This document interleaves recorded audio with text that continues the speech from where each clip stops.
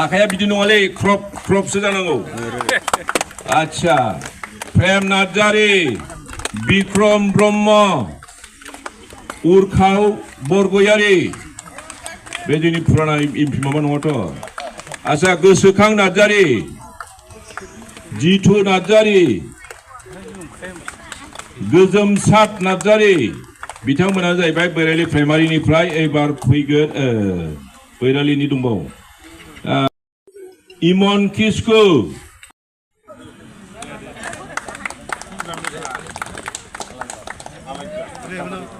लथामारी अच्छा इमन किस्कु गोपीनाथ थुदु আহিजाक इफाले আহিजाक थुनुदले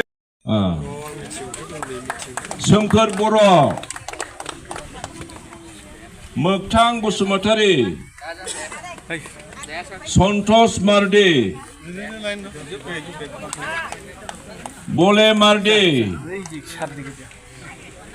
अर्जुन मार्डी सुनीराम मार्डी शिबू मार्डी राम थुदु सन्जय बसुमतारी रायखुनबारी प्राइमारी स्प्रिंगा बेनो नामा हाकिम मुसाहारी दे हनै दे बाबु दे हामबाय दे औ दे स्प्रिं बसुमतारी बेनो ना दे धन्यबाद आच्छा हाकिम मुसाहारी बे दय थांनाया फिसाय एसे थाथ'बा जायोमोन बे অরিজিনাল আছিল না এটো তেনেকৈ কিয় গলে দে ধন্যবাদ থাকে আৰু ইয়াত নাম নিলিখা কোনোবা যদি আছে बियो जोंनिनो जोङो हमनानै लाबाय आरो बिसेस दानो बे समाव जाय आपनालोके बह जाय बिथांमोनहा दिनै योगदान लाबाय बिथांमोनखौ गोदानैब्लाबो आङो कुसुगाव ब्लकनि जानानै नोंथांमोनखौ मान जासिनायजों मान बावनायजों जोंनि हान्जानि होननानै ब्लकनि जानानै नाजावनानै लायो आरो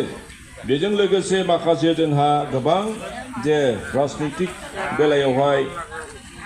एल' एला बुजिनांगौ थाबावो बेफोरखौनो दा बे समावहाय नोंथांमोननि सिगाङाव बुंथिनो थाखाय जोंनि गेजेराव गाहाय आलासि महरै नुजाफैनाय जोंनि